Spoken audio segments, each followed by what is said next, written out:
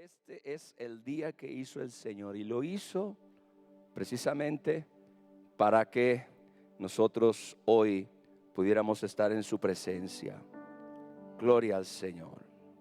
Voy a ir rápidamente a la palabra, mis hermanos, porque hemos tomado un tiempo considerable para adorar al Señor y no me arrepiento de eso, nunca me voy a arrepentir de eso. Hay que darle a Dios, hay que derramarle nuestro corazón al Señor, y eso está primero, darle a Él y luego nosotros recibir de Él. Amén. Y tengo un mensaje que tiene el propósito de sacudir de nuestra mente y de nuestro corazón toda clase de influencia de este mundo que intenta desesperadamente de alejar nuestro corazón de la necesidad de Dios y alejar a este mundo. Este sistema busca alejar a este mundo y a la gente de tener esta conciencia de que necesitamos a Dios. Mi tema en esta mañana es lo absurdo de un mundo sin Dios. Diga conmigo, lo absurdo de un mundo sin Dios. Y esta enseñanza está basada en una frase del Salmo 14, en el verso 1. Quiero que usted abra su corazón. Mi Biblia dice el necio en su corazón. ¿Qué es lo que dice el necio? No hay Dios. La Biblia señala que solamente una persona necia puede aseverar semejante declaración, por no llamarlo tontería. Dice el necio en su corazón, no hay Dios. Pero nosotros pudiéramos comprender qué sería del mundo, de la existencia humana, de la realidad de nuestra sociedad, realmente si esto fuera verdad, lo cual no es. Lo absurdo de un mundo sin Dios. Pero para comprender verdaderamente un mundo sin Dios, debemos entender algo, y quiero ponerlo como una base, como una plataforma. Dios no solo es nuestro Salvador personal, iglesia. Él es también la razón que le da sentido a nuestra vida. Y es el fundamento, y esto es bien importante comprenderlo, es el fundamento mismo del orden moral universal. No existiría bien sin Dios. No existiría lo que es correcto y lo que es bueno sin Dios. La cultura a lo largo de las épocas ha tratado de explicar por qué existe la moralidad independientemente de Dios, y eso realmente se convierte en una tarea imposible de desarrollar. Cuando nosotros eliminamos a Dios de la ecuación, no simplemente perdemos una influencia religiosa, perdemos la base objetiva sobre la cual se construye toda moralidad coherente y todo sentido de la existencia humana. Y es que, mis hermanos, una vida sin Dios es una vida sin sentido. Yo estuve ahí y muchos de ustedes también estuvieron ahí. Es probable que alguien todavía siga ahí. Una vida sin Dios es una vida sin sentido. Su existencia no es simplemente una cuestión teológica. Es el fundamento mismo que hace posible que la vida humana tenga coherencia, tenga propósito y tenga dirección. Imagina por un momento que intentas explicar por qué vale la pena levantarse cada mañana, por qué es importante ser honesto, o por qué deberíamos amarnos unos a los otros sin poder hacer referencia a ningún propósito o diseño más alto que nosotros mismos. Imagina eso, no es posible. Sin Dios como autor y arquitecto de la existencia, nos encontramos en la posición absurda de ser actores de una obra sin guionista, músicos de una orquesta sin compositor, o constructores trabajando sin planos.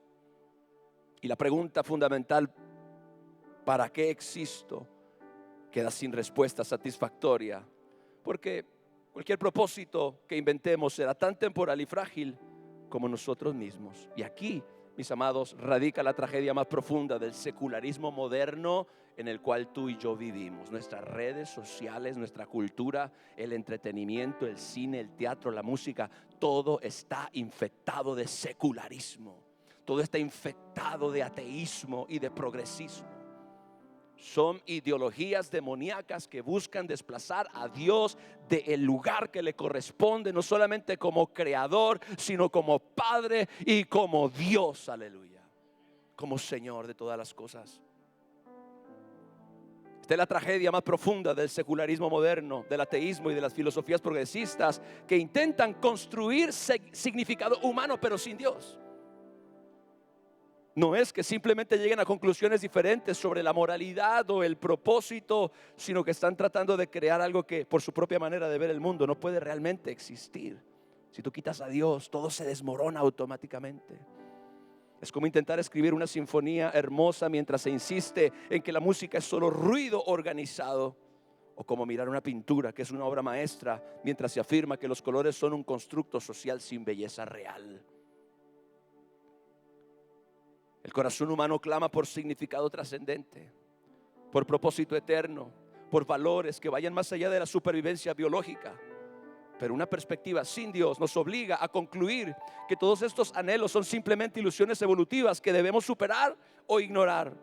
La ironía es que mientras más exitoso es el secularismo en convencer a las personas de que sus anhelos más profundos son falsos, más vacía y desesperanzada se vuelve la experiencia humana, confirmando así paradójicamente que algo esencial está faltando en esta ecuación. En un mundo sin Dios, la vida humana se reduce a mera existencia biológica. No hay propósito eterno, no hay significado que trascienda la supervivencia y la reproducción, no hay razón para el sacrificio heroico o la bondad desinteresada.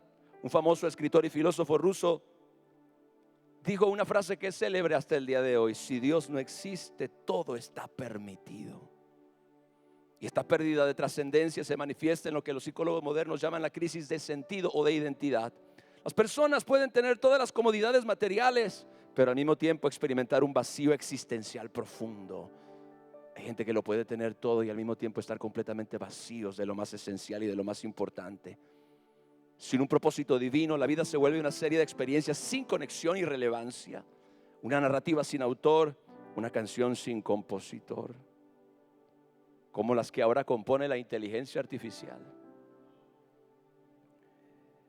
Pero ¿sabe qué es lo más tremendo de todo esto? Y quiero que usted imagine por un momento cómo es un mundo sin Dios. Y Pablo lo describe magistralmente.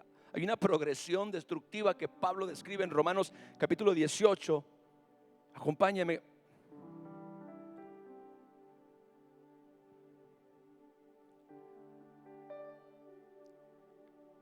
Romanos 1:18, perdón, al 32.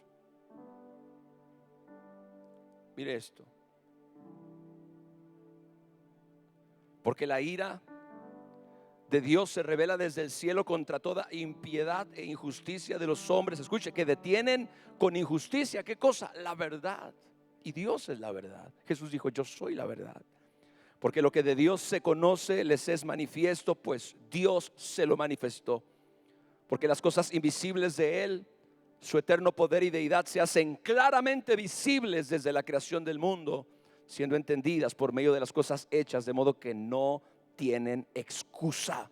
Verso 21, escuche: pues habiendo conocido a Dios, no le glorificaron como a Dios ni le dieron gracias, sino que se envanecieron en sus razonamientos y su necio corazón. ¿Qué dice el necio en su corazón? No hay Dios. Su necio corazón fue entenebrecido, y profesando ser sabios se hicieron necios y cambiaron la gloria del Dios incorruptible en semejanza de imagen de hombre corruptible, de aves, de cuadrúpedos, de reptiles, por lo cual también Dios los entregó a la inmundicia en las concupiscencias de sus corazones, de modo que deshonraron entre sí sus propios cuerpos, ya que, escuche, cambiaron la verdad de Dios por la mentira, honrando y dando culto a las criaturas antes que al Creador, el cual es bendito por los siglos. Amén. Por esto Dios los entregó a pasiones vergonzosas, pues aún sus mujeres cambiaron el uso natural por el que es contra la naturaleza. Y de igual modo también los hombres, dejando el uso natural de la mujer, se encendieron en su lascivia unos con otros, cometiendo hechos vergonzosos hombres con hombres, y recibiendo en sí mismos la retribución debida a su extravío. Esta frase me impacta mucho. Y como ellos no aprobaron tener en cuenta a Dios, como ellos no aprobaron tener en cuenta a Dios, Dios los entregó a una mente reprobada para hacer cosas que no convienen, estando atestados. Vea lo que sucede en un mundo sin Dios: de toda injusticia, fornicación, perversidad, avaricia, maldad, llenos de envidia, homicidios, contiendas, engaños y malignidades, murmuradores, detractores, aborrecedores de Dios. Porque todos aquellos que niegan la existencia de Dios, no es que no creen que Dios exista, simplemente en el fondo de su corazón ellos aborrecen a Dios. Aborrecedores de Dios, injuriosos, soberbios, altivos, inventores de males, desobedientes a los padres, necios, desleales, sin afecto natural, implacables, sin misericordia, quienes, habiendo entendido el juicio de Dios, que los que practican tales cosas son dignos de muerte, no solo las hacen, sino que también se complacen con los que las practican. Es la progresión destructiva cuando las personas detienen con injusticia la verdad. Cuando la gente no glorifica a Dios, cuando la gente no toma en cuenta la realidad de un creador, de un Dios y de un Padre, la Biblia dice que Dios los entregó en una espiral descendente de corrupción moral. Piensa en esto de una manera práctica. Si no hay un Dios que establece lo que está bien y lo que está mal, entonces cada persona se convierte en su propio árbitro moral, que es lo que estamos viviendo ahora como sociedad. Esto significa que conceptos como justicia, bondad, honestidad y pureza se vuelven meramente opiniones personales o construcciones sociales, como se les llama ahora. Lo que es correcto para ti puede ser incorrecto para mí, y no existe una autoridad superior que pueda resolver esta contradicción. Esta ausencia de principios divinos crea lo que los filósofos llaman relativismo moral, de lo que ya hemos enseñado en otras ocasiones. Vivimos en una era de relativismo moral porque cada persona interpreta el bien o el mal de acuerdo a su propia opinión. No hay un árbitro, no hay un norte. En un mundo así, la persona más fuerte, más astuta o la más influyente es quien determina lo que está bien, lo que es moral. Y no es coincidencia que las sociedades que han rechazado deliberadamente a Dios a menudo hayan caído en totalitarismo, porque cuando no hay ley divina, la ley humana se vuelve absoluta y tiránica. Considera también como el segundo gran mandamiento, Mateo 22:39, amarás a tu prójimo como a ti mismo. Se vuelve imposible sin el primero, Mateo 22:37, amarás al Señor tu Dios. El amor al prójimo no es simplemente un sentimiento natural, es un mandato divino. ¿Alguien dice amén a eso? Es un mandato divino que requiere poder sobrenatural para cumplirse. Pero en un mundo sin Dios, las relaciones humanas se reducen a transacciones basadas en beneficio mutuo. Si tú me sirves, yo te sirvo. Si ya no me conviene esta relación, la abandono. El concepto de amar a alguien incondicionalmente, de perdonar 70 veces 7, de poner las necesidades del otro por encima de las propias, se vuelve no solo poco práctico, sino literalmente absurdo desde una perspectiva puramente humana. Santiago capítulo 4 versos 1 y 2 nos revela el origen de los conflictos humanos, hombres con hombres. Y él dice, ¿de dónde vienen las guerras y los pleitos entre ustedes? ¿No es de sus pasiones, las cuales combaten dentro de sus propios miembros? Codician y no tienen, matan y arden de envidia y no pueden alcanzar, combaten y luchan. Sin Dios, cada persona se convierte en el centro de su propio universo. Y esto crea inevitablemente un conflicto, porque varios centros del universo no pueden coexistir pacíficamente. intenta poner un segundo sol en el sistema solar y lo que sigue a continuación es total desorden, caos y destrucción. Cada persona lucha por sus propios intereses, sus propios derechos, su propia felicidad, sin un principio superior que los una o que los modere. Observa cómo esto se manifiesta, por ejemplo, en un matrimonio sin Dios. Ambos cónyuges buscan principalmente su propia felicidad en lugar de servir al otro. Esta es una clave, mis amados, en el matrimonio. El bien del otro está por encima de mi propia felicidad. Es el egoísmo. El no contemplar a Dios como el centro de la relación, lo que ha hecho que los matrimonios se vuelvan orgullosos, egoístas y arrogantes. Cada uno lucha por sus propios intereses. Ambos cónyuges buscan principalmente su propia felicidad en lugar de servir al otro. En los negocios, por ejemplo, sin principios divinos, el objetivo es maximizar las ganancias sin considerar la ética. En la política, sin Dios, tan común. Cada grupo lucha por imponer su agenda sin buscar el bien común bajo principios trascendentes. Una dimensión particularmente devastadora de un mundo sin Dios es la incapacidad de experimentar u ofrecer perdón verdadero. Escuche esto. El perdón requiere reconocer que existe un estándar objetivo que ha sido violado, que tanto el ofensor como el ofendido están sujetos a una autoridad superior y que existe la posibilidad de restauración basada en principios que trascienden a las simples relaciones humanas. Sin Dios, el perdón se convierte simplemente en olvido conveniente, en tolerancia forzada por necesidad social o en una decisión emocional temporal que puede ser revocada cuando las circunstancias cambien. No hay perdón real porque no hay reconocimiento de pecado real. Y no puede haber reconciliación genuina porque no hay un fundamento común sobre el cual reconstruir la relación. Sin Dios, todas estas cosas comienzan a colapsar.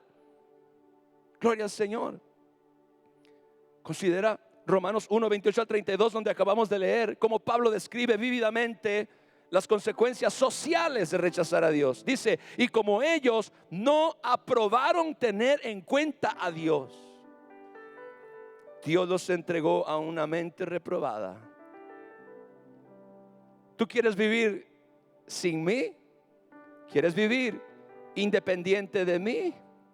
¿Quieres rechazarme y darme la espalda a mí, tu creador?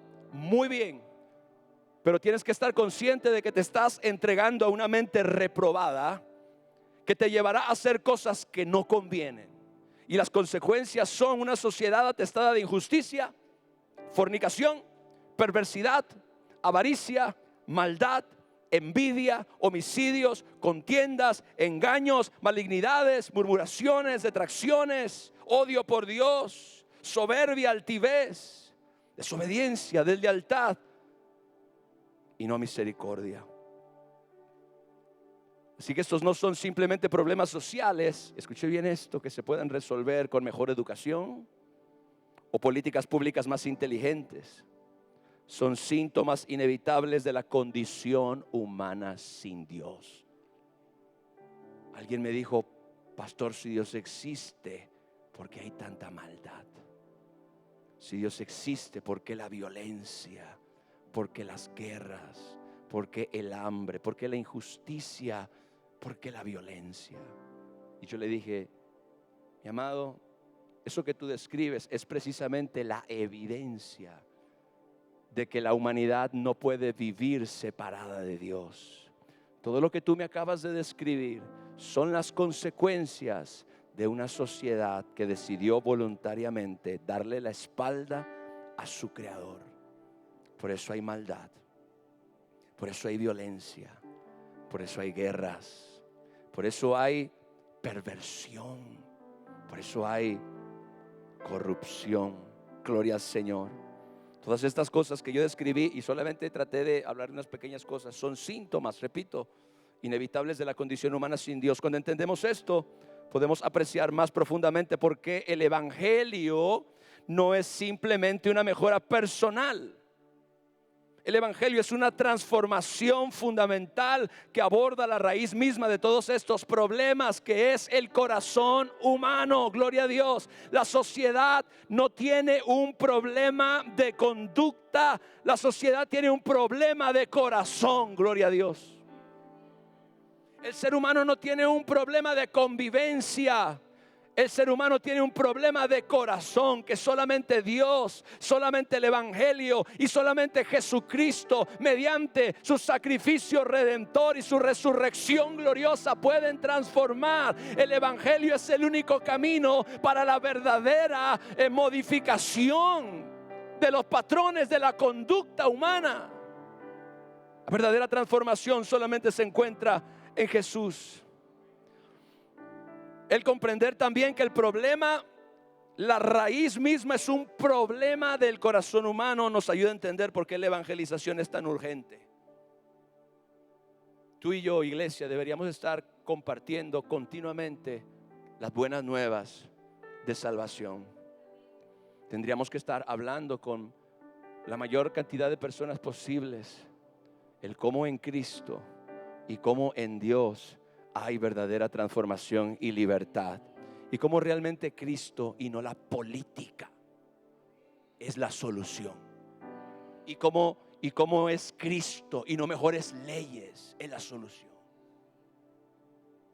Y quiero que usted entienda algo, se lo voy a decir, esto es un paréntesis.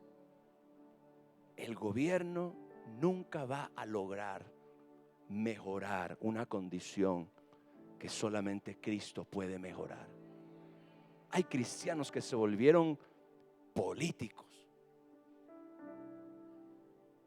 que predican más un partido político que a Jesús, que hablan más de un Mesías político que del Jesús que murió en la cruz del Calvario. Yo oro al Señor que Dios lo perdone y que ellos se arrepientan. Gloria a Dios. Defienden más un partido político que el mensaje de salvación. Diga: Padre, líbranos.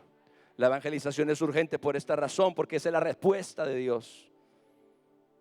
También esto nos ayuda a entender por qué la sal y la luz cristiana son tan necesarias en nuestra sociedad. ¿Sabe qué es lo que nuestra sociedad necesita? Más cristianos llenos del Espíritu Santo.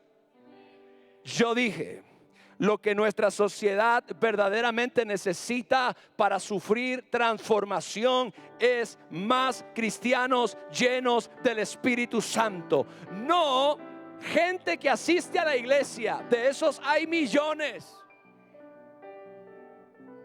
Créame que si todos los millones de cristianos que nos congregamos cada domingo en las iglesias alrededor del mundo fuéramos cristianos llenos del Espíritu Santo, hace mucho tiempo que este mundo hubiera sido lleno con la gloria de Dios y Cristo hubiera ya regresado a establecer su reino milenial. Hay iglesias y hay asistentes a las iglesias, pero hacen falta cristianos llenos del Espíritu Santo, totalmente determinados a ser luz y sal, que comprenden bien quiénes eran, de dónde Dios los sacó y para dónde van por la gracia de Jesucristo. Denle un fuerte aplauso al Rey, aleluya.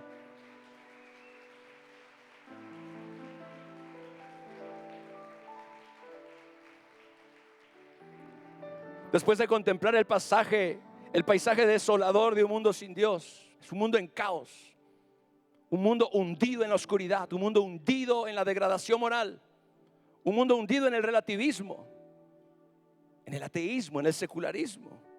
Después de contemplar este paisaje desalentador de un mundo sin Dios, es momento de voltear la mirada hacia la luz. Gloria a Dios. Porque la existencia de Dios, la realidad de Dios no solo resuelve cada uno de los problemas que hemos identificado, sino que lo hace de una manera que satisface tanto las demandas de la razón como los anhelos más profundos del corazón del hombre.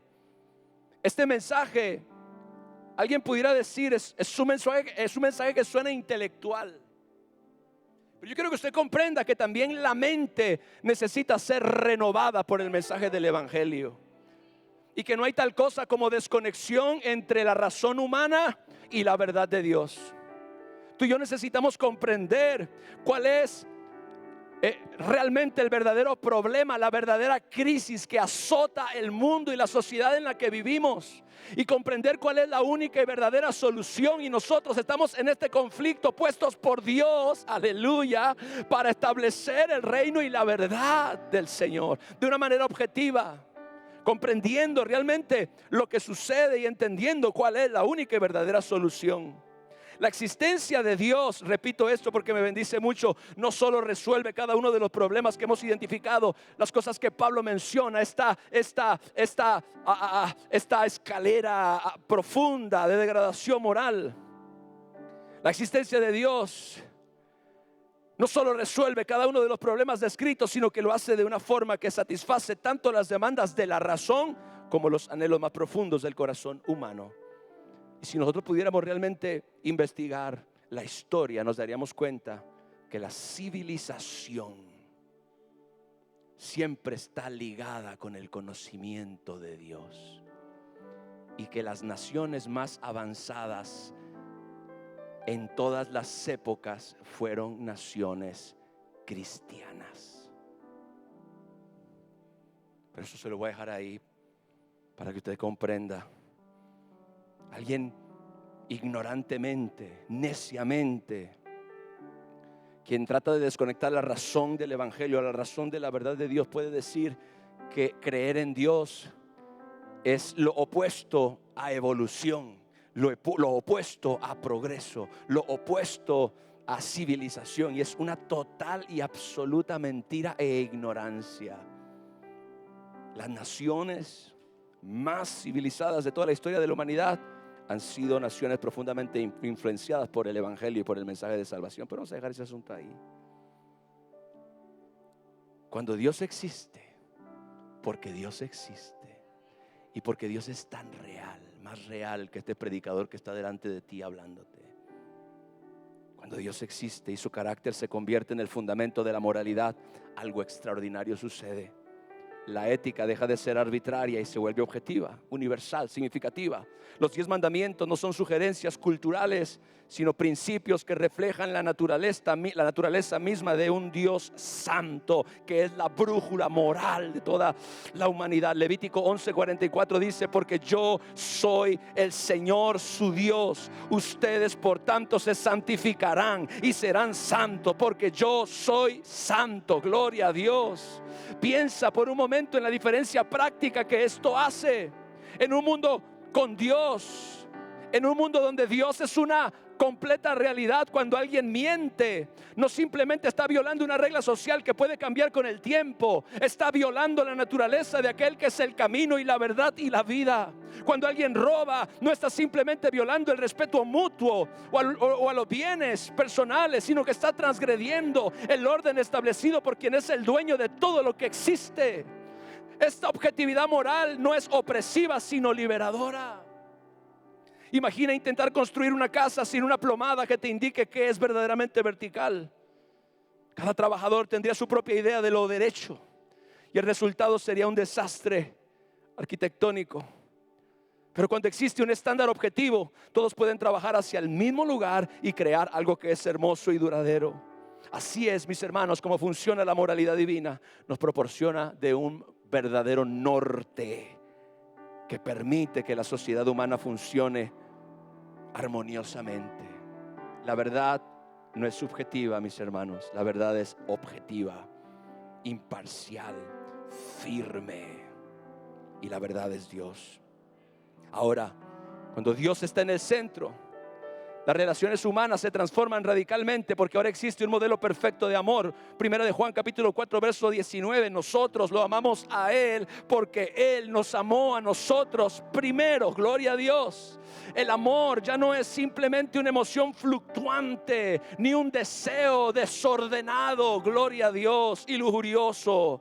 El amor ya no es una decisión pragmática, sino una respuesta a la realidad de que tenemos un Dios que es amor. amor en primer lugar, y que ese Dios que es amor nos amó a nosotros primero, y como consecuencia de que nos amó, nos entregó un camino de salvación y gracia, y ahora nosotros también podemos amarlo a Él. Él nos amó a nosotros, por eso hoy nosotros tenemos la capacidad de amar. La capacidad de amar es una capacidad divina, es una facultad divina, es la realidad de que tú y yo fuimos creados a imagen y semejanza de Dios. Cuando nosotros amamos, estamos demostrando que Dios existe, porque Dios es amor. Aleluya. El amor no es una idea, no es un concepto, no es una ideología, no es simplemente una práctica social. El amor es una esencia que reside dentro de nuestra naturaleza y que nos hace semejantes a Dios y a Jesucristo.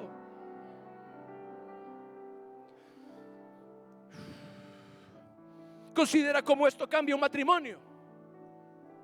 En lugar de dos personas buscando egoístamente su propia felicidad, tienes ahora dos personas que han experimentado el amor sacrificial de Cristo y que ahora pueden someterse unos a otros en el temor de Dios. Como dice Efesios capítulo 5 verso 21, el esposo puede amar a la esposa como Cristo amó a la iglesia y se entregó a sí mismo por ella. Efesios 5 25. Y la esposa puede respetar a su esposo no por miedo ni manipulación, sino como una respuesta al orden amoroso que Dios ha establecido. Cuando Dios es el centro, el matrimonio es una bendición y el matrimonio puede ser un verdadero éxito. Saca a Dios de la ecuación, el matrimonio queda completamente vulnerable a la destrucción y a la disolución.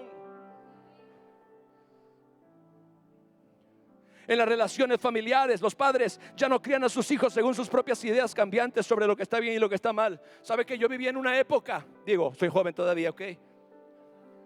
No echa a volar la imaginación. Donde cuando el hijo mayor varón cumplía 18 años, el papá lo llevaba a un centro nocturno a tener su primera experiencia.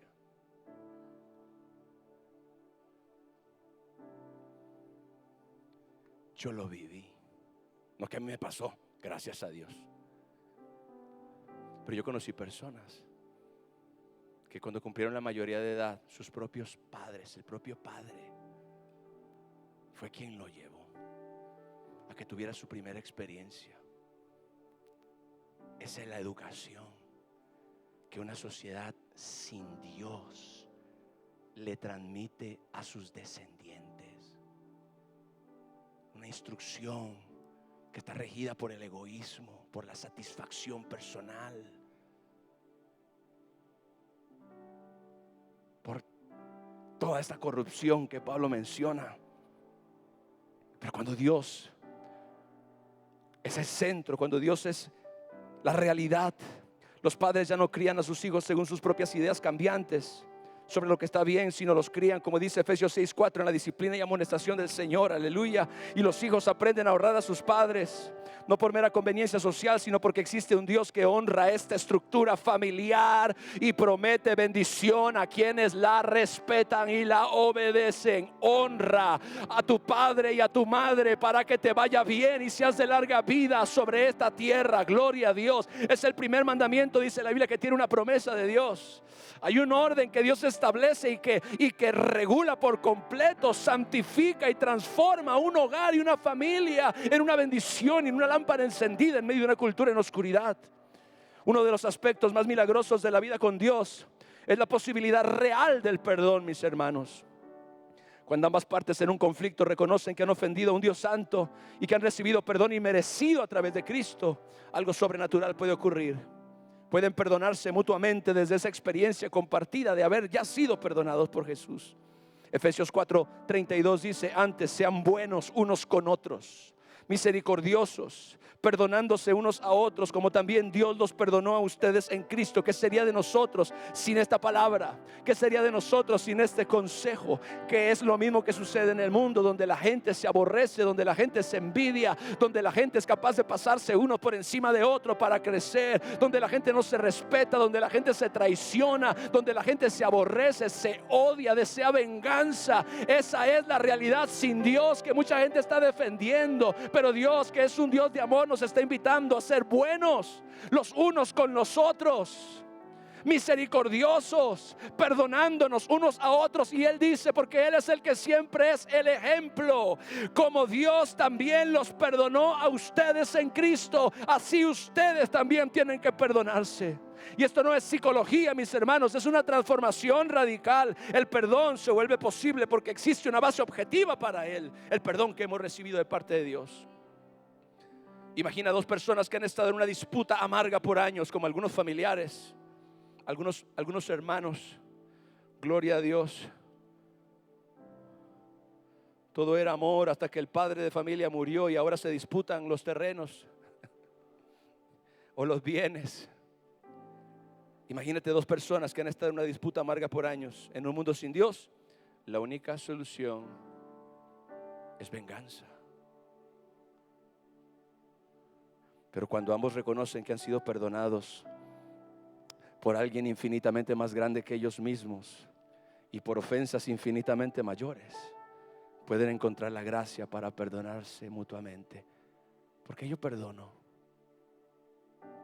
porque Cristo me perdonó a mí. Yo extiendo perdón y misericordia porque eso es lo mismo que yo he recibido de parte de Dios. No puede morar en mí el deseo de la venganza. No puede morar en mí el mantener un corazón ofendido o lleno de resentimiento cuando tengo un Salvador que me ha perdonado tanto. ¿Cuántos aquí han sido perdonados así de poderoso con el Señor? Y no es que minimicemos las ofensas, sino que las colocamos en el contexto más amplio de la misericordia divina. Ahora, pero hay algo bien importante que sucede con Dios en la ecuación. La vida humana recupera su dignidad y propósito eternos. Una de las grandes tragedias que le ha traído el ateísmo, el secularismo moderno a la dignidad humana es creer que un ser humano vale menos simplemente por el hecho de estar en su primera etapa de formación. ¿Alguien dice amén? ¿Quién realmente le da dignidad al ser humano? Dios, porque el ser humano carga la imagen de Dios. Sin Dios, la vida humana pierde ese valor moral intrínseco. La gente vale por lo que tiene. La gente vale por lo que es. Pero con Dios en la ecuación, la vida humana recupera su dignidad y propósito eterno, porque cada persona es creada a la imagen y semejanza de Dios. Aleluya. Tú que estás aquí eres creado a imagen y semejanza de Dios. Y ese bebé en el vientre de una madre que apenas tiene 2 semanas de formación vale tanto como tú mismo.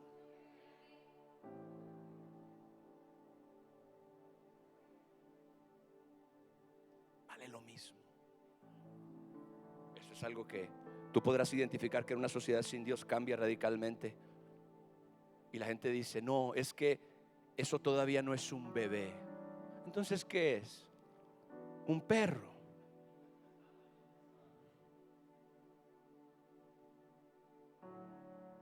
Aleluya.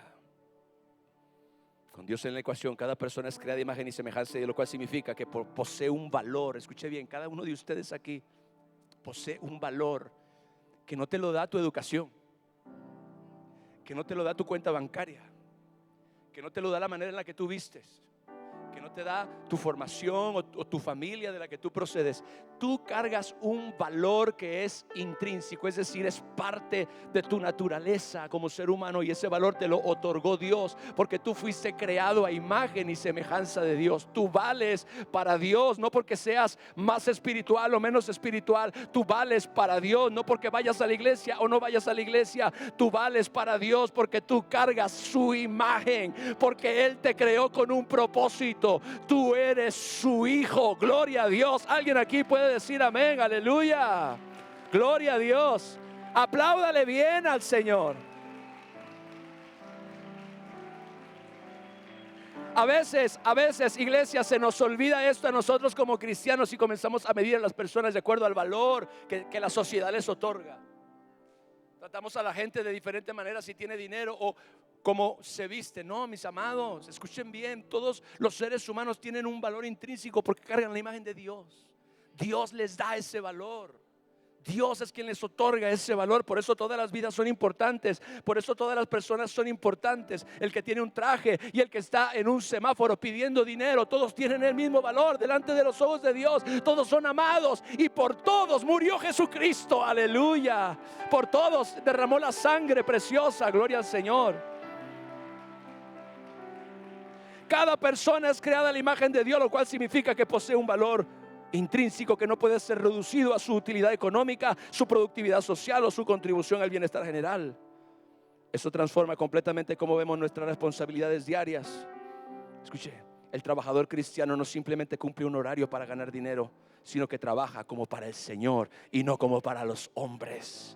La madre que cuida a sus hijos en su hogar no simplemente está cumpliendo con un rol biológico o social, está participando en la obra creativa y formativa de Dios. Ustedes, madres de familia que se dedican a cuidar a sus hijos en el hogar, a hacerles de comer, a estar con ellos en las tareas, a mandarlos a la escuela, a procurar que todo esté bien, a traerlos a la iglesia. Ustedes no se imaginan cuán importantes y valiosas son en el plan y en el propósito de Dios. Hay madres que lo que están haciendo es levantándole al Señor una generación que lo ame, que le obedezca y que le tema. La sociedad quiere degradar, quiere destruir el rol de las madres en el hogar.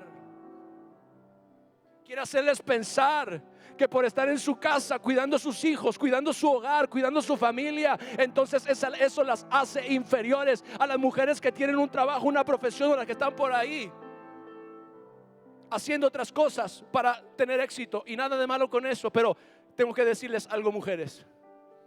Escúchenme bien. Cuando ustedes un día estén delante de Dios, Dios no les va a preguntar cuánto éxito tuviste, cuántos logros tuviste.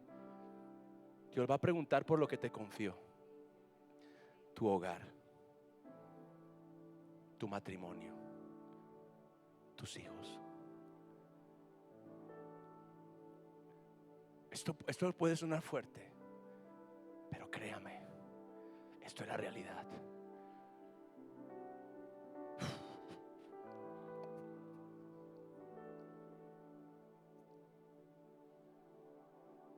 Levanta tus manos, el Espíritu de Dios está en este lugar.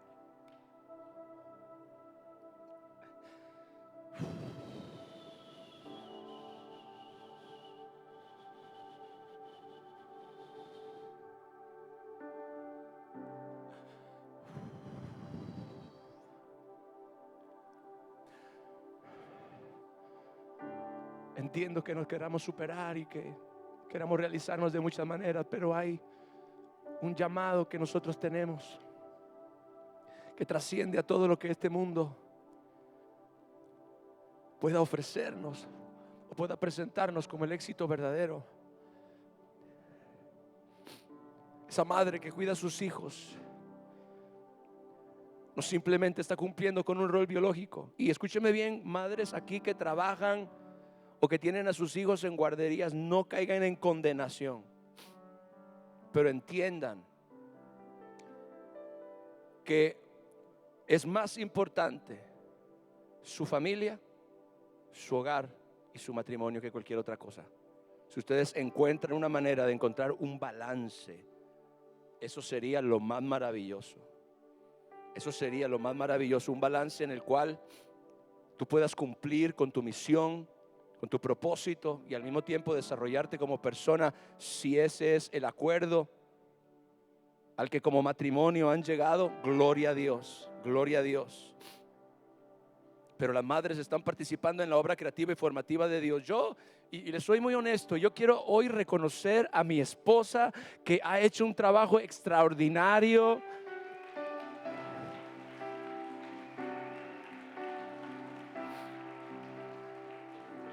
Muchos no lo saben, pero mi esposa renunció a su profesión. Ella es contadora. Ella tenía un despacho contable con un grupo de amigas por muchos años. Cuando nos casamos ella todavía trabajaba ahí, pero cuando nació nuestra primera hija, yo sé que fue Dios, quizás no lo entendíamos muy bien al principio, pero ella renunció a su trabajo y comenzó a cuidar de nuestra hija mientras yo me ocupaba del ministerio. Ella comenzó a ocuparse de nuestra hija, luego nació nuestra segunda hija y ella siempre ha estado ahí. Por mucho tiempo, antes de yo estar de tiempo completo en el ministerio, yo trabajaba y entonces me iba en la mañana y regresaba en la noche. Pero ella estaba ahí, atendiéndolas, entrenándolas, sirviéndolas, educándolas. Y hoy mis hijas son 2 mujeres adultas. Y yo puedo ver el rol tan importante que su madre ha tenido en su formación. Claro, yo también tengo mucho que ver, pero uno tiene también que saber reconocer y apreciar el lugar que las mujeres ocupan dentro del plan y el propósito de Dios. Amén. Para levantar una generación para Cristo. Dar un aplauso al Señor. Aleluya.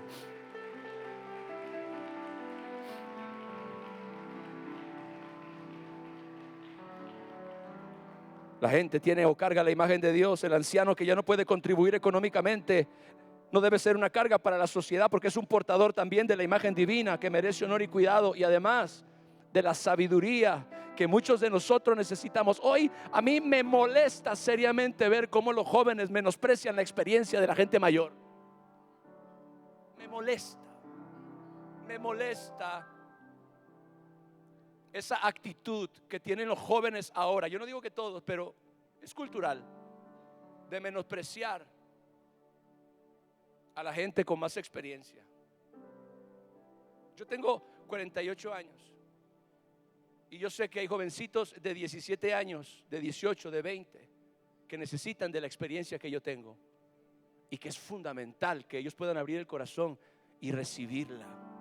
Y asimismo muchos hermanos aquí, hombres y mujeres que ya tienen cierta trayectoria, que ya tienen ciertos años, que también pueden ser una fuente de sabiduría. Jóvenes, les doy un consejo: nunca menosprecien las canas de ninguna persona, porque ahí hay sabiduría, ahí hay conocimiento, y ahí también está la imagen de Jesús y la imagen de Dios. Aleluya.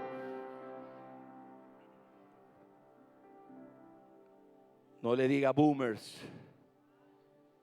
Eso pasó en Estados Unidos. Se convirtió en un insulto. Es un boomer. Los jóvenes le decían eso a la gente mayor, solo por el hecho de ser mayor. Pero de una vez.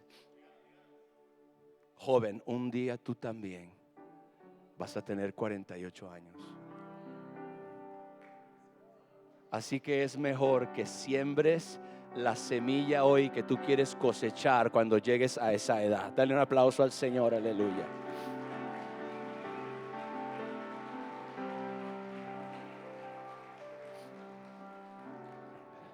Quizá uno de los contrastes más dramáticos entre la vida con Dios y sin Él es la presencia de la esperanza genuina. Gloria a Dios.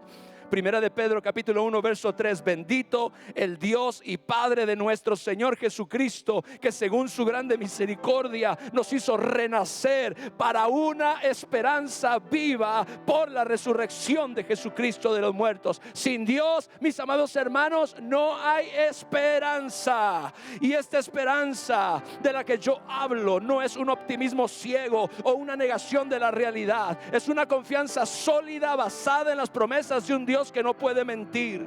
Por eso cuando un cristiano enfrenta opresión, cuando un cristiano enfrenta enfermedad, cuando un cristiano enfrenta oposición, cuando un cristiano enfrenta gigantes, cuando un cristiano enfrenta problemas en su hogar, persecución o incluso la pérdida, de alguna manera no lo hace desde una desesperación existencial como lo hace el mundo que no tiene esperanza y que no tiene a Dios. Los cristianos que tenemos esperanza lo hacemos desde la certeza de que todas las cosas ayudan para bien a aquellos que aman a Dios. Aleluya. Los cristianos tenemos esta esperanza que es real. No vemos el mundo como un barco que se hunde, y estamos en él. Somos como la orquesta que tocaba en la película del Titanic, que se quedaron tocando hasta que el barco se hundió. La barca de los cristianos no se hunde, porque en ella va Jesucristo, el Rey de Reyes y el Señor de los Señores. Si no me cree, pregúntale a los discípulos en el mar de Galilea.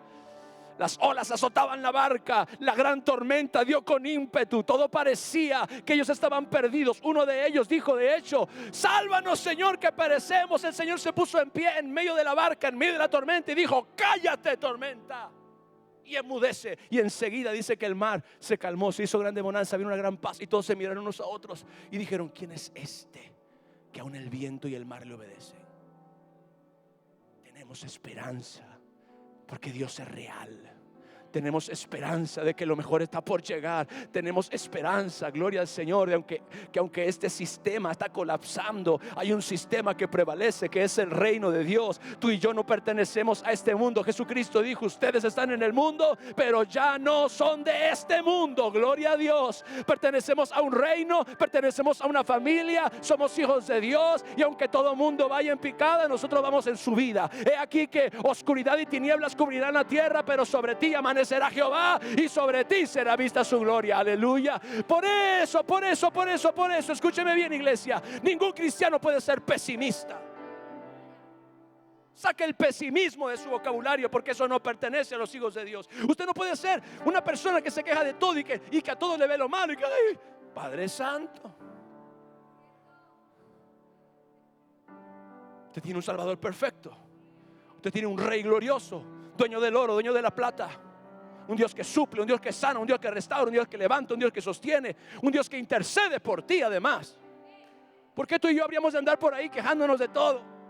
Quejándonos de la vida y quejándonos del Padre Santo. ¿Quién te sostiene a ti? ¿Dios o tú crees que tú sostienes a Dios?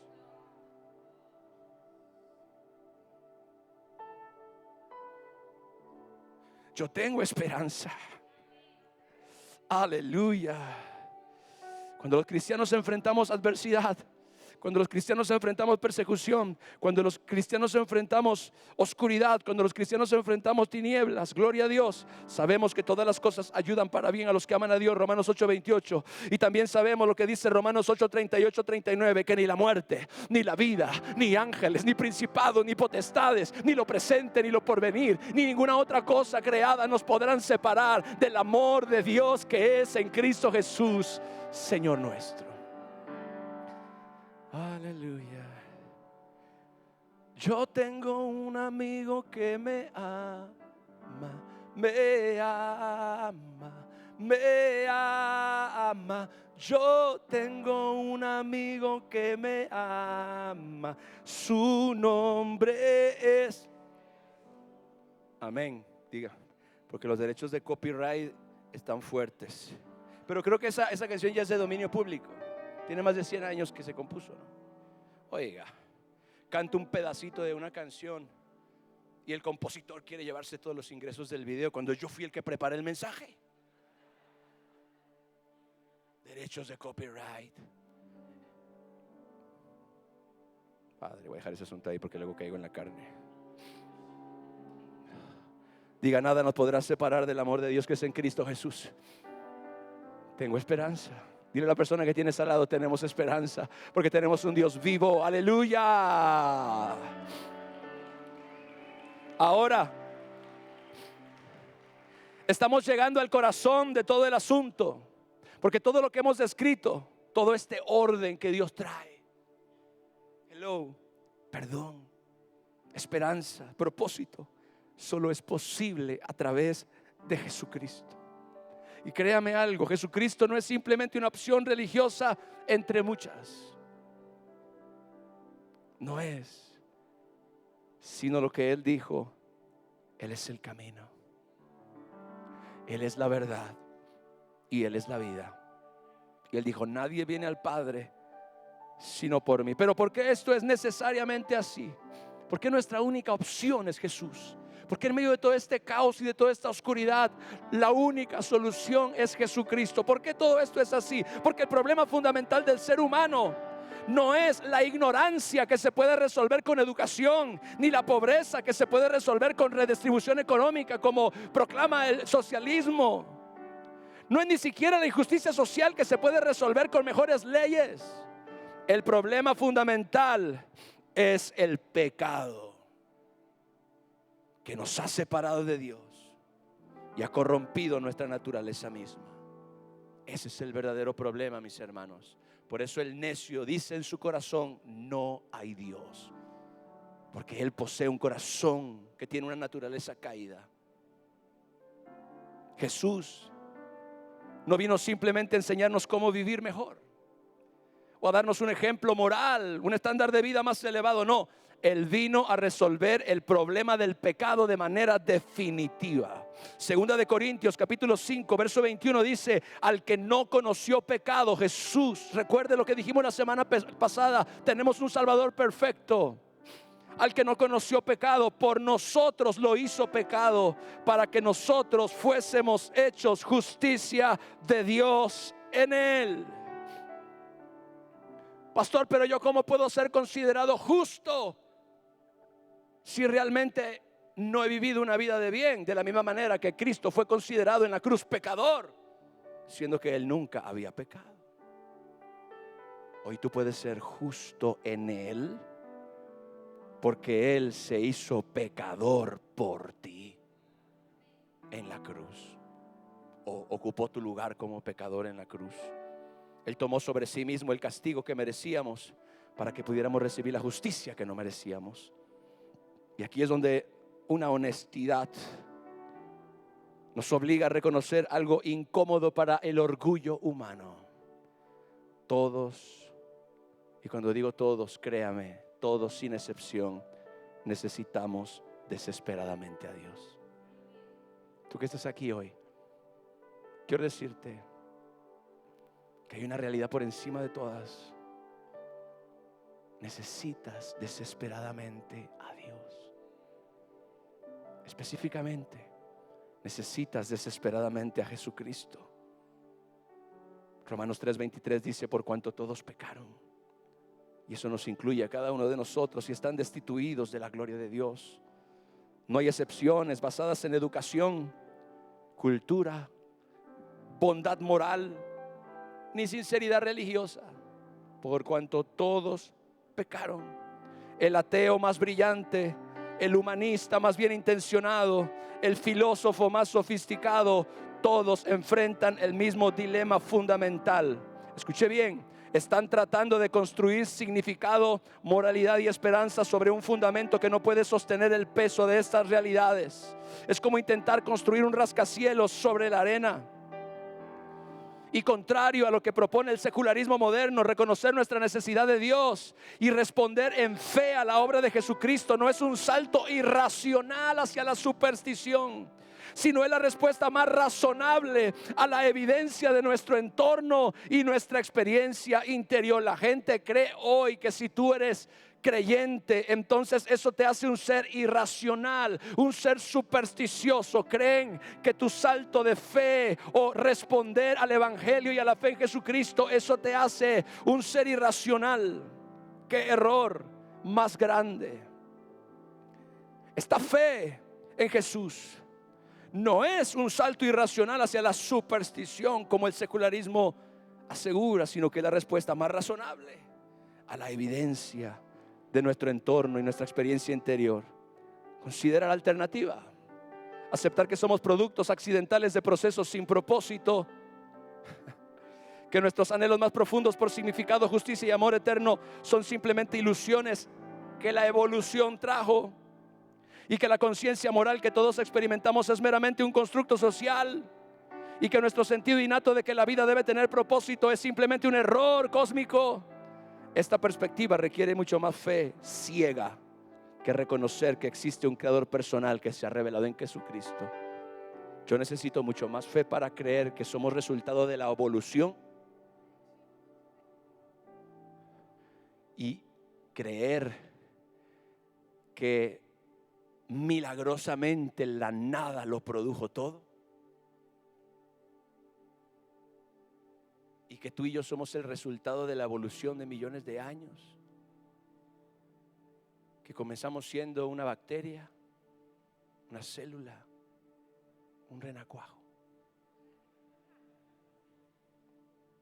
Yo necesito mucho más fe, mis amados, para creer en la evolución que en la creación de un Dios poderoso, de un Dios verdadero, porque todo apunta a Él. Escuche bien, escuche bien. Los accidentes cósmicos a los que se atribuye la evolución no pueden crear tanta perfección, no pueden crear tanta belleza, no pueden crear emociones invisibles dentro del corazón, dentro del alma humana. Todo lo que nosotros observamos, todo lo que nosotros contemplamos es tan perfecto que apunta a un creador que está por encima de todas las cosas, a un ser inteligente y sabio más allá de nuestra total y absoluta percepción. Los accidentes no producen perfección. Solo Dios, quien es perfecto, dígalo, Dios es perfecto, puede producir la perfección. Gloria a Cristo. Estoy terminando.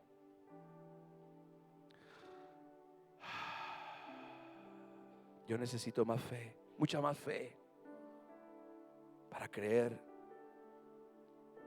que somos resultado de un accidente cósmico que produjo todo lo que nosotros conocemos ahora, que para creer que existe un creador amoroso, personal, que se revela en Jesucristo a cada uno de nosotros. Jesucristo te ama, pero te ama más de lo que tú puedes imaginar. Te ama más de lo que tú nunca has podido ni siquiera pensar.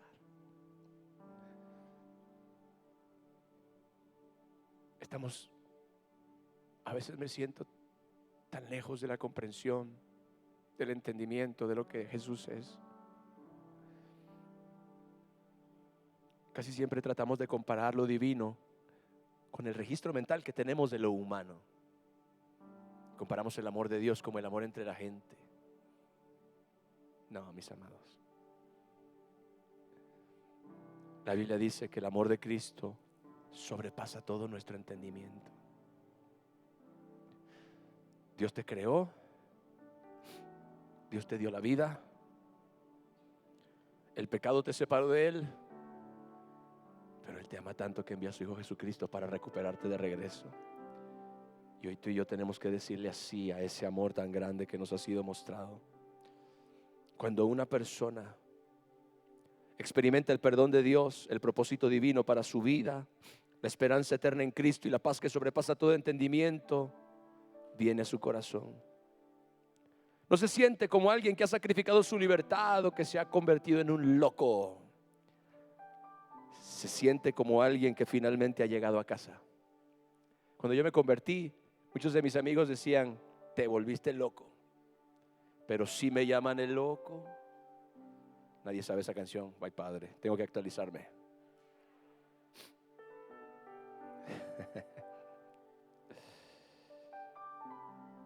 San Agustín dijo: nos hiciste para ti, y nuestro corazón estará inquieto hasta que descanse completamente en ti.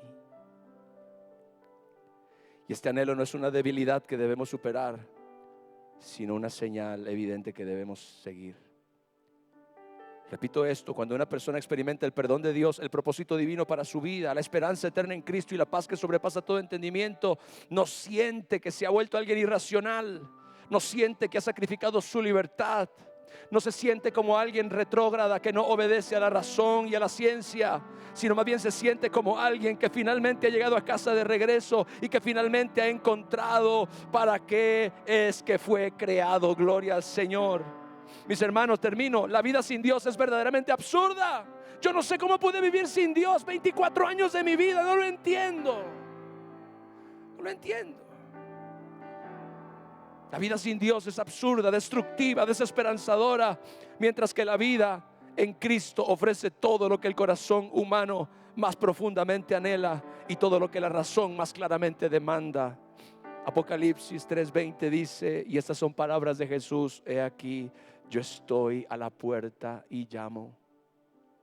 Si alguno oye mi voz y abre la puerta, entraré a él y cenaré con él y él conmigo. La invitación está extendida, la necesidad es universal, la solución es completa, solo queda la respuesta de tu fe. ¿Vas a seguir viviendo una vida donde Dios no es lo más importante? ¿O vas a decidir de una vez por todas entregarle tu vida al Señor Jesucristo? Levanta tus manos. Póngase de pie, por favor. Póngase de pie. Cierra tus ojos. Si hay alguna persona hoy que quiere dar ese paso de fe y quisiera venir aquí al frente para que podamos orar por ti, porque tú te has dado cuenta hoy que quizás habías estado viviendo una vida como si Dios no existiera, como si Dios no fuera real, como si realmente Dios no fuera lo más importante. Pero hoy el anhelo de tu corazón y una hambre genuina dentro de tu ser está demandando, está clamando por tener una experiencia real y poderosa con este glorioso Salvador. Quiero que vengas aquí al frente para orar por ti. Gloria a Dios. Yo oro hoy, iglesia, ayúdame por favor a orar. Esto es algo que tiene valor eterno, esto es algo que tiene peso eterno. Gloria a Dios. Habrá aquí alguien que quiere hoy entregarle su vida a Jesús, que quiere rendirle su vida a Jesús. Alguien que quiere decirle adiós a su vida vieja, a su vida pasada, para tener un encuentro real con la gracia y la misericordia de Dios. Ore, extienda sus manos, por favor. Aún hay espacio aquí para más personas que hoy puedan simplemente rendirse ante el amor, ante la salvación, ante la misericordia de nuestro Dios, este Dios verdadero, este Dios real, el Dios todopoderoso que creó los cielos y la tierra, el Dios y Padre de nuestro Señor Jesucristo, el Dios que le da sentido a todas las cosas, el Dios que le da sentido a todas las cosas, el Dios que es la razón de nuestra existencia, aleluya, el Dios que es la razón de todo nuestro ser, aleluya. Levanta tus manos, aleluya. Ayúdeme a orar, iglesia, extienda sus manos y pida al Espíritu Santo que descienda hoy sobre la vida de cada uno de mis hermanos, para que le puedan decir sí a Jesús, para que le puedan decir sí a su salvación, para que le puedan decir sí a su amor.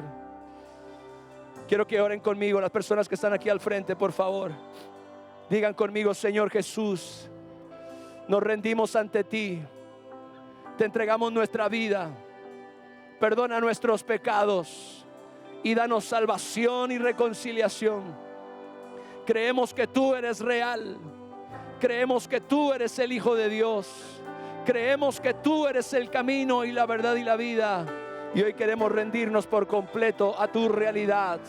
Hoy, Señor Jesús, te proclamamos, dígalo hoy, Señor Jesús, te proclamamos nuestro Rey, te proclamamos nuestro Señor, te proclamamos la razón de nuestra existencia, porque todo fue creado por medio de ti y para ti, y tú eres antes de todas las cosas, y todas las cosas en ti subsisten. Señor, que el Espíritu Santo de Dios venga sobre cada persona en este lugar, y que ellos puedan recibir, Señor, el regalo maravilloso del amor y la misericordia de Dios. Espíritu Santo, ven y llena a cada uno de mis hermanos. Dile: Señor, te entrego mi vida, renuncio a mi propia vida, renuncio a mis miedos, renuncio a todo lo que compite contigo, aleluya, en ese trono de señorío. Y hoy te pido, Jesús, sálvame. Hoy te pido, Jesús, restáurame. Hoy te pido, Jesús, límpiame. Hoy te pido, Jesús, lléname del Espíritu Santo. Hoy te pido, Jesús, salva mi alma. Hoy te pido, Jesús, perdona mis pecados. Perdóname si he puesto la fe y la confianza en personas antes que en ti, Jesús. Hoy renuncio a poner mi fe y mi confianza en gente, en personas. Hoy, Señor, yo reconozco que mi fe solamente debe estar en ti, y que tú eres, Señor, lo que yo necesito. Padre, llena hoy, Señor, cada vida. Llena hoy, Señor, cada persona. Llena hoy, Señor, a tus hijos. Oh, yo oro, Padre, que cada uno de ellos pueda tener una experiencia real con tu amor y con tu misericordia. Trae salvación y vida eterna, porque tú eres bueno, porque para siempre, Dios, es tu misericordia. Trae vida, Espíritu Santo, la vida que viene de Cristo, la vida que viene de su sacrificio, la vida que viene de su redención, Señor. Haz que los corazones hoy sean transformados. Haz hoy, Señor, que los corazones nazcan de nuevo, Padre, en el nombre de Jesús. Extiende tu gracia y tu misericordia. Extiende tu gracia y tu misericordia, Jesús, sobre cada vida. Extiende tu gracia, mi Dios. Sí, Señor, sí, Señor, sí, Señor. Ven y llena. Ven y llena. Ven y llena. Ven y llena. Ven y llena, Jesús. Ven y llena, Jesús. Ven y llénalos. Oren por ellos, oren por ellos.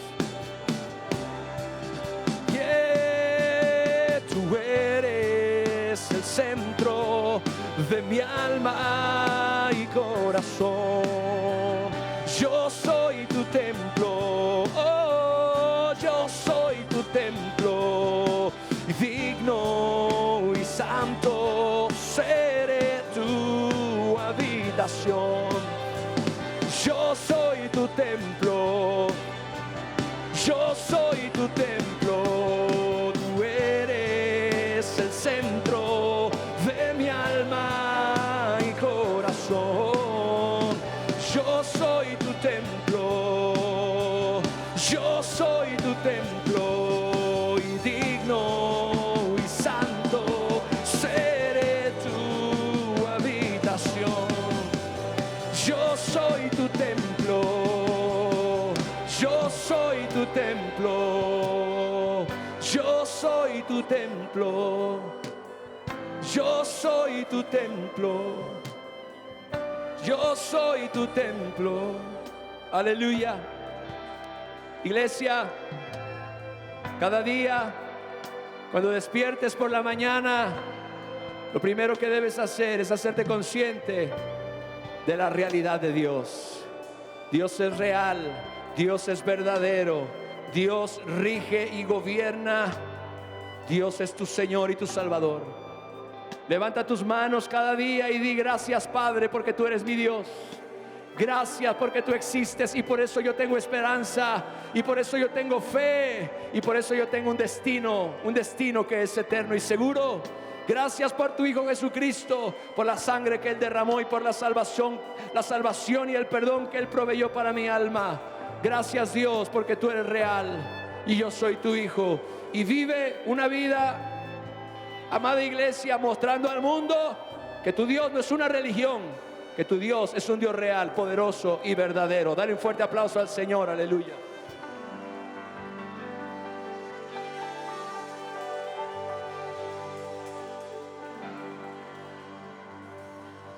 Gracias, mis hermanos. Pueden pasar a su lugar. Mis hermanos, que Dios les bendiga. Oro que la paz de Dios, que sobrepasa todo entendimiento, guarde su corazón y sus pensamientos en Cristo Jesús. Recuerde siempre, somos hijos de Dios, fuimos creados con un propósito. Hay que vivir al máximo esta vida dándole la gloria a nuestro Rey y a nuestro Dios, sin temor, sin miedo, avanzando con seguridad y confianza, porque Dios es bueno y para siempre su misericordia. Excelente semana, feliz domingo, les amo muchísimo, bendiciones a todos.